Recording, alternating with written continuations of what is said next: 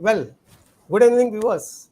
This is a matter of delight for us to inform you that this is the sixth episode of the talk show that we are conducting, being sponsored by none other than India Coaching Federation. So today is the sixth episode. We also have the eminent guests with us today. Before we welcome, both the guests, I would like to just, give you perspective about a talk show and what is the theme. This talk show on FB as well as LinkedIn and YouTube. It is being broadcasted simultaneously. The best part of this talk show is it is only on the leadership aspects, and we get a privilege to invite best of the authorities on leadership available, in our country. And this is how we are looking forward. Today's theme, as you are aware, that every talk show we are come out with a different themes. So today's theme is desired leadership model for millennium generation, desired leadership model for millennial generation. So today we are going to focus about the millennial generation and what kind of model that are looking at.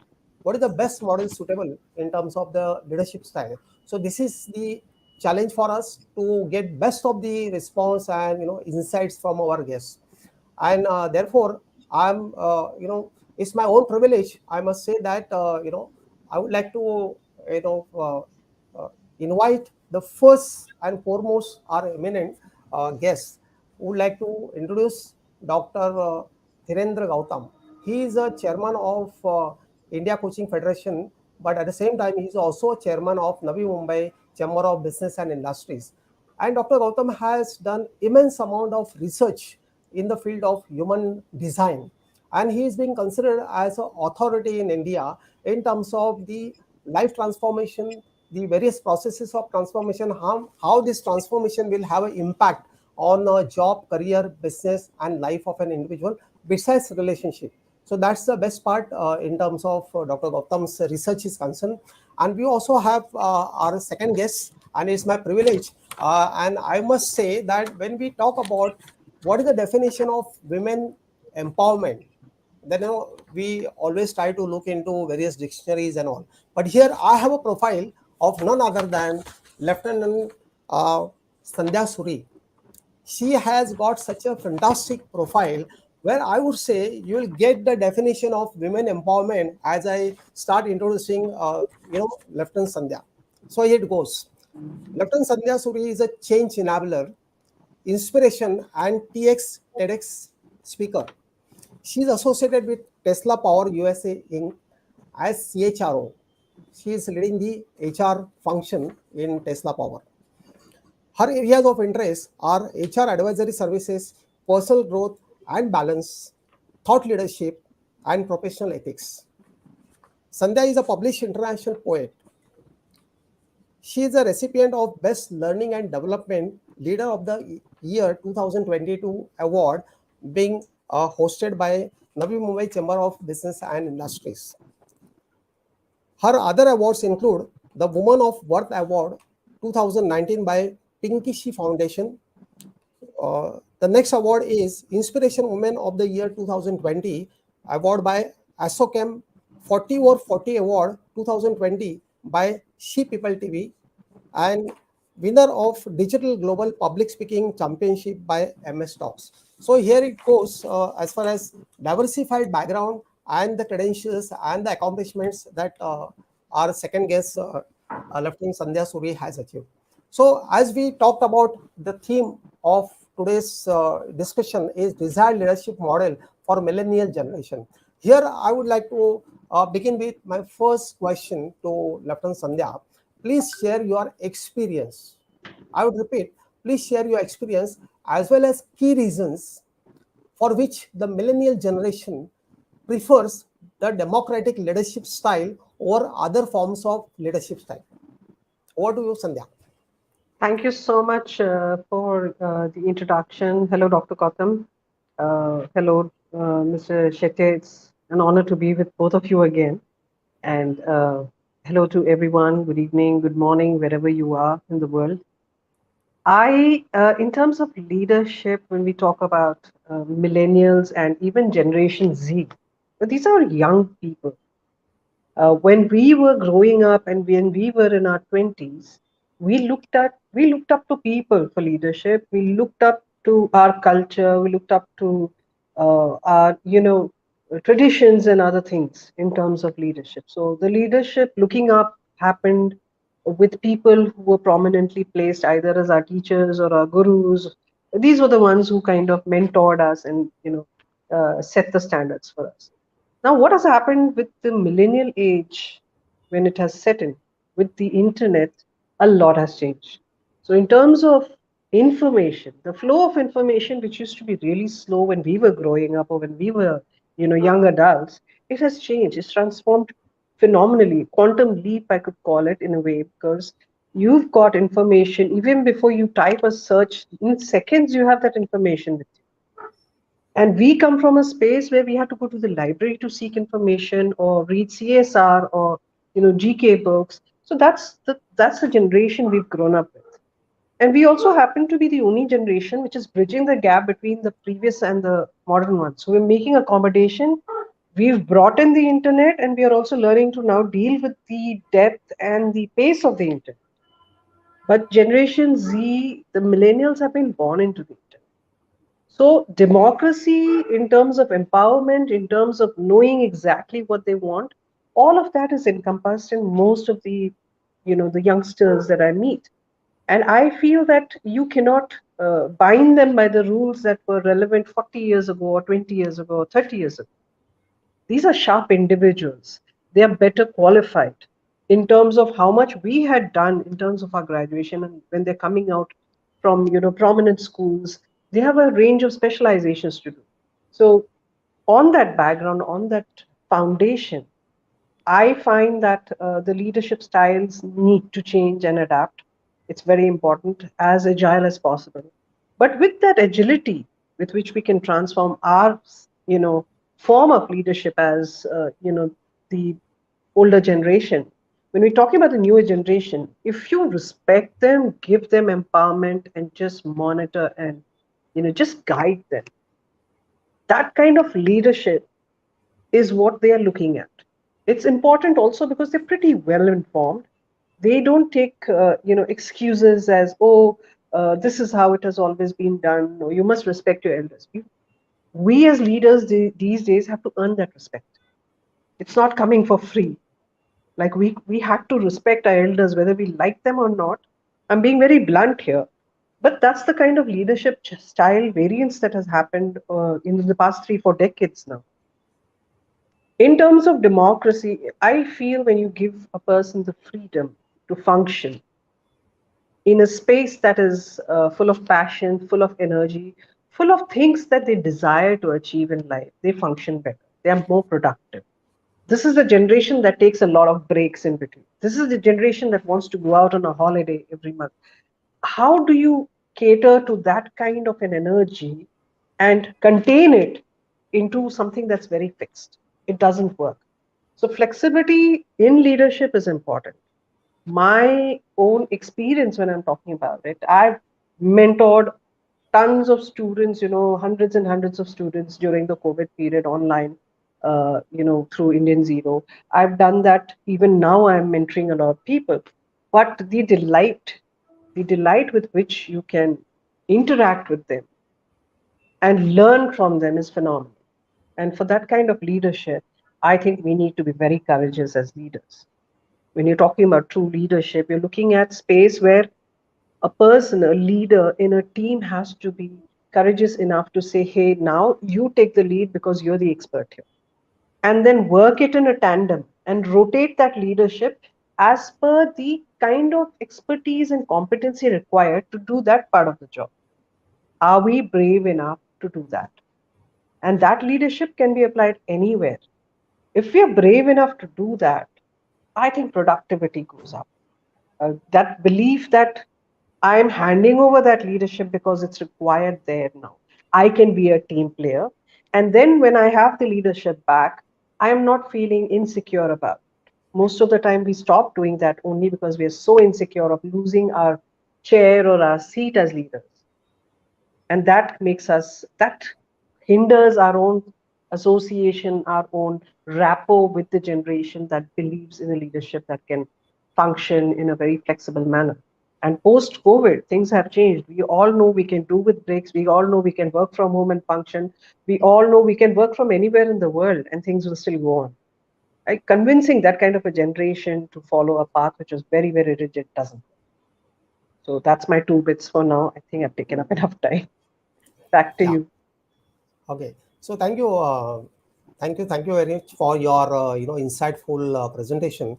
And I think a couple of points I would like to just highlight. And you talked about the well-informed generation. This is very critical because they are quite aware what's happening around and what are the challenges. And the second aspect you talked about is they are very quick. They are very quick learner, and this is the element where the generation gap happens in terms of what was being happening earlier generation and what's happening now. I think that is very insightful presentation. Thank you, Lieutenant and Sandhya, for this.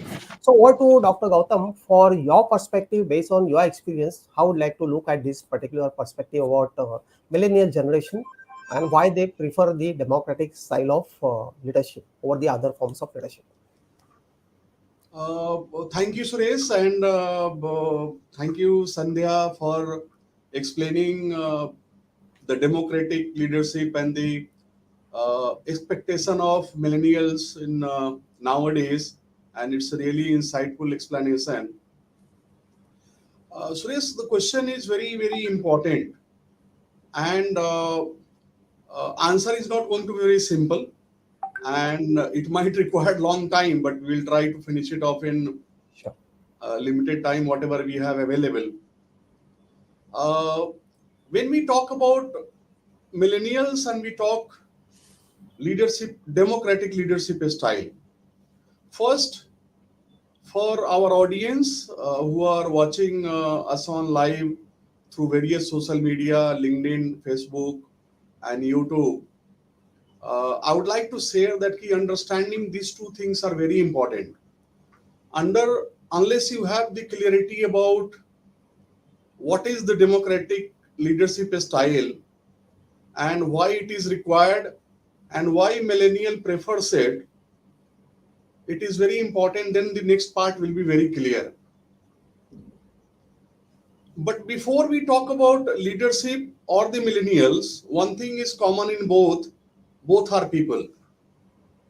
Whether you are a millennial or you are a leader, we are all human beings. And some of us are the leaders because millennials are in transition phase and the 20 years people still holds lot of leadership position in the organization. That's why this question comes. Ideal way of managing the leadership is the democratic way. Because things has been managed in non-democratic way, that's why this question came. And now it is the compulsion because the people we talk about, the millennials, they born and brought up in democratic environment, in a democratic family, in a democratic thought process. Their life, career, and expectation in life and career required democratic setup or environment where they can feel ease of doing job or business with equal respect as a leader have or a employee or an employer have this in organization. That is the main reason for this question coming in the picture. The second point which I would like to share with all of our audience here is millennials people need theory is totally different. When we were brought up, when we were in education, when we start doing our job, our basic fundamental needs was to get the job, to secure a job where we should get a revenue to make us financially stable. which is not part of the fundamental need, but still basic fundamental requirement was there. When India, let's talk in context of India, when India got independent, the first generation people, our grandfathers, they were having a fundamental need of survival. So people used to work in organization for 20 years, whether it is private company or a public company or a government company. Once they join an organization, they retire from there. Because fear of survival was such a big thing that if they know that if I will not able to survive in the job, my family will have problem in having the food and shelter. The second generation come, survival was taken care of. India has grown, people has grown, country has grown. The basic survival kind of opportunities was very limited when India got independent in the initial part of the year. Very less jobs were available. Lot of government jobs started coming in, lot of private jobs started coming in. So job was available. Agriculture production start growing, MSME start growing in India. So opportunity starts coming in the market. So basic operation for our survival for the fear factor, that was taken care of by the first generation people. The second generation people, our fathers, they was not operating from the survival, but the another basic need for the health and education of the kids were very important. They also used to stick to the organization wherever they used to work, whether they like the organization, whether it is a democratic leadership or not. They still used to stick with the organization because they knew that if they will not do the job, if they will not have constant cash flow in their family, the education and health care of their kids will get impacted.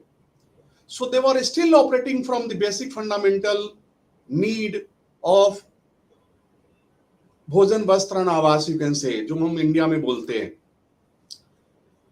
The next generation which came to our generation, the third generation, you can say it, where the grandfather was free from the basic survival factor.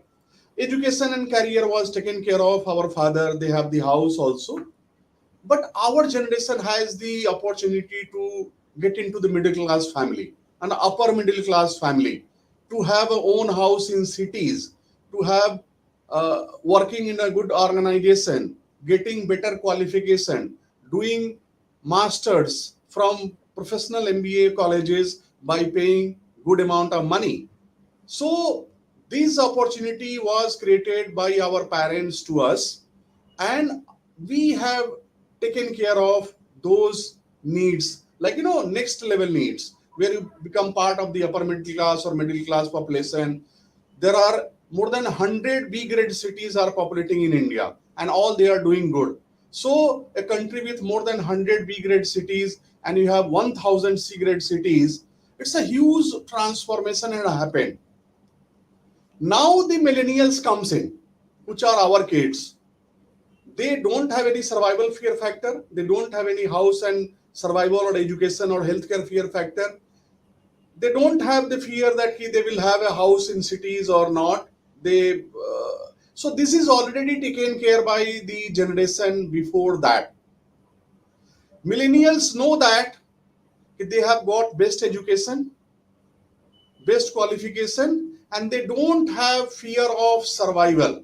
They don't have fear of getting into the middle class where the suffering can be happen for education or the healthcare or something like that. It is already taken care of. So they are not ready to negotiate on those aspects. Now it comes for the democratic leadership answer. Because their mindset, our millennials has been born and brought up in such an environment where they have already come out from the basic fundamental and they are into the self-esteem level. What we are into now after having 15 or 20 years of our career and 45 plus years of age, Now we are looking to have our self-esteem and self-actualization. Millennials are into the self-esteem from the day they get graduated and qualified. They need respect. They need equality. They need recognition. They need neat and clean office environment. They need, they has to be taken care. If they do something that needs to be appreciated, if they do something that needs to be recognized. Today I was reading a newspaper, Times job, there is a cutting was there. Somebody has shared to me. And it was saying that 80% of the staff, they are unhappy with their boss in India. Very alarming story. And it is very matching with our question today. One of the key reason is like that, the people who are at the beginning level of their career, who are a staff or the first level of management, they are all millennials. In majority part of the India, we are in transition phase. The senior management and leadership are not millennials. They have been brought up and they have been educated and they have been trained to work in a democratic and non-democratic, I will use the word, I will not use another word. So they are used to of a non-democratic kind of leadership style, where they feel that they can threaten the employee, where they can feel that they can not give good ranking or remarks or performance appraisal to the employee, where they feel still that yes, if I will take them out, they will not have some good job in outside market. So there are a lot of many things are there in their mind, which is I think they are not aware of. When they should start going and exploring the market, they will know what kind of things are changing and transforming. And that is the reason this 80% people, and I think 20% who are not able to say, I think most of them, they are lying. I think this question should be 95% plus. The research what is said in Times of India.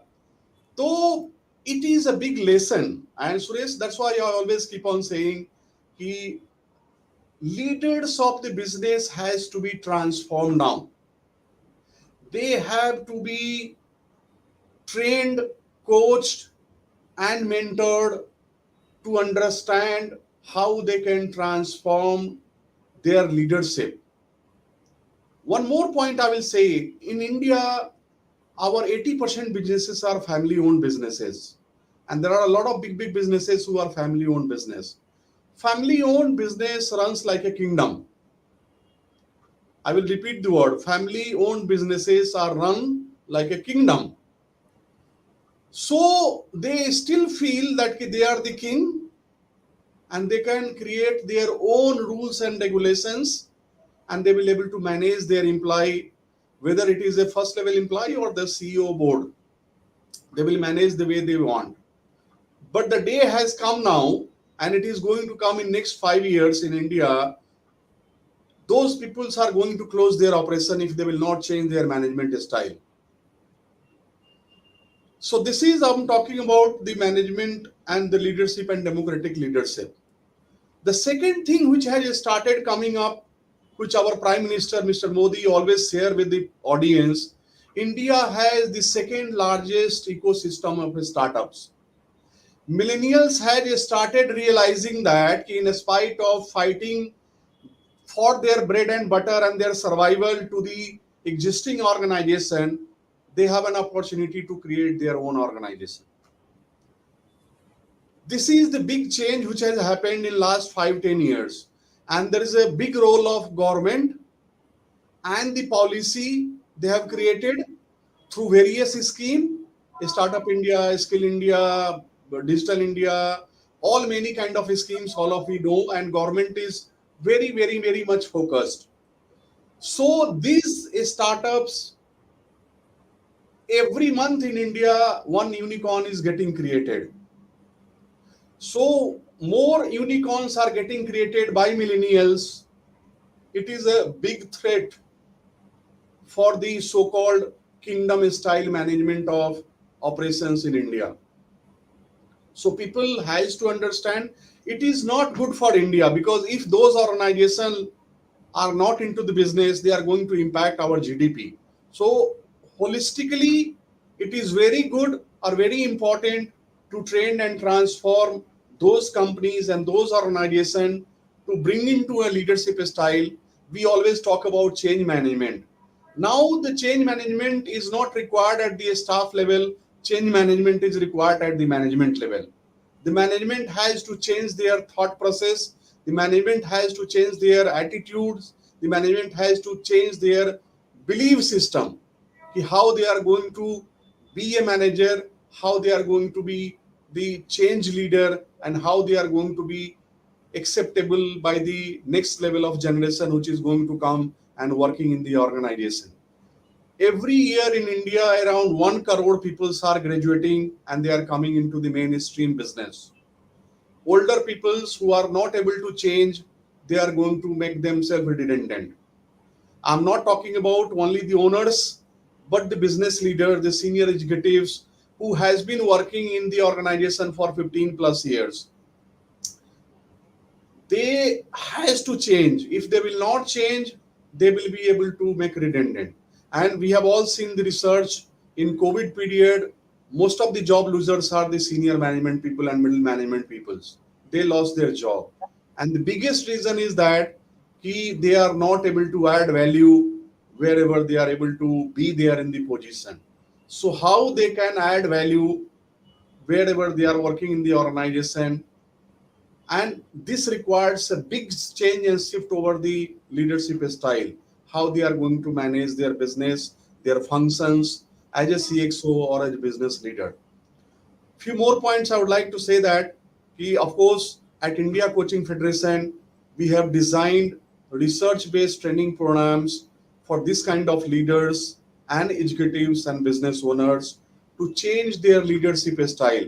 We have a total modules of empower your career programs are there, empower your business program is there, and we have a specialized advanced leadership development program for CXO level people.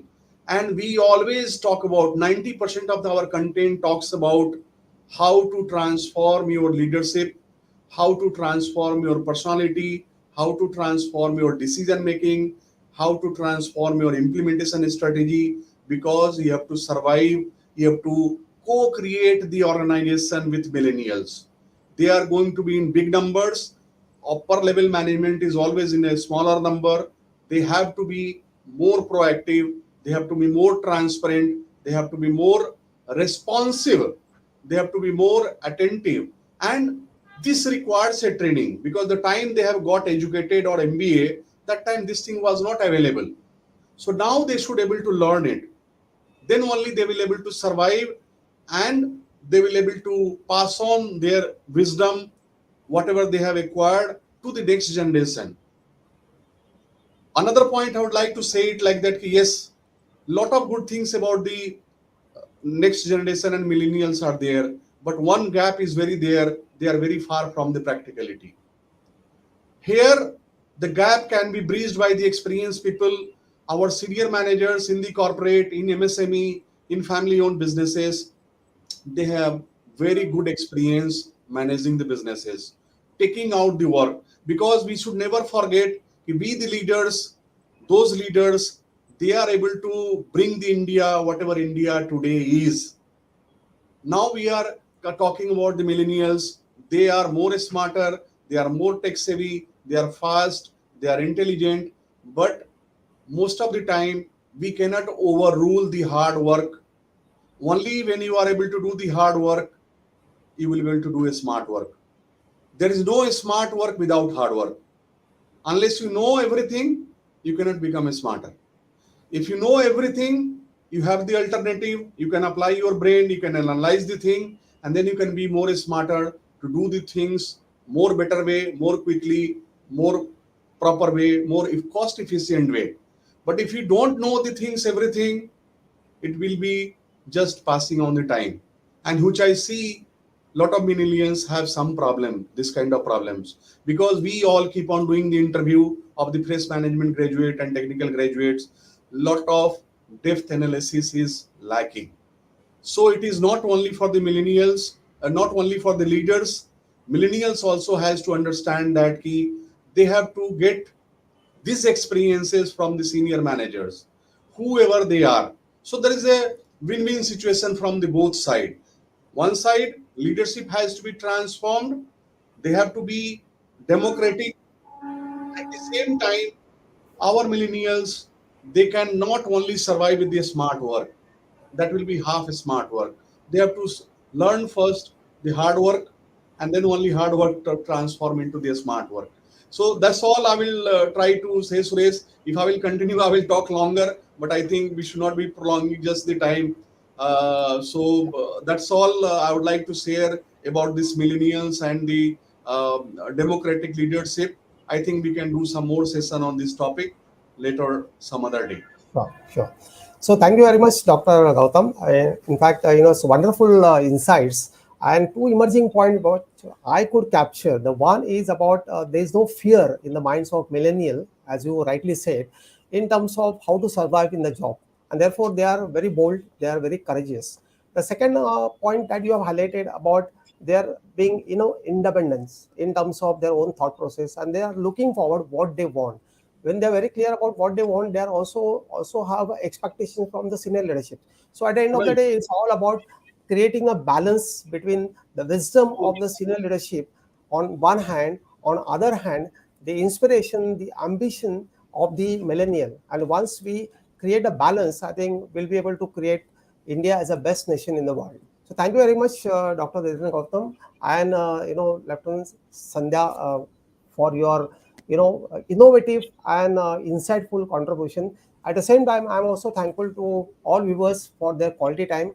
And last but not least, the presentation about India Coaching Federation. Dr. Gautam has rightly shared about what is the going to be a key contribution of India Coaching Federation for the entire community of coaches in India.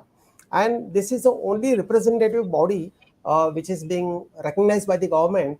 And it is going to be a very interesting and incitement story to come to be written in future, that one who is going to become a member of India Coaching Federation, the kind of return on investment, the kind of insights, the kind of wisdom that they'll be gathering will be tremendous. So thank you very much, Dr. Gautam, for creating such a fabulous institution called India Coaching Federation.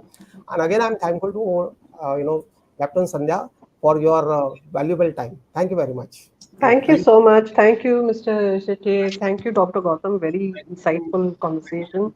And I look forward to more interaction with both of you and also with Weasel that has come up. So, Yeah. yeah, more to that. Thank you. Thank you, Sure. everybody. Thank Jai you. Hind. Thanks Thank a lot. Thank you. Thank you. you. Thank Thank you. you.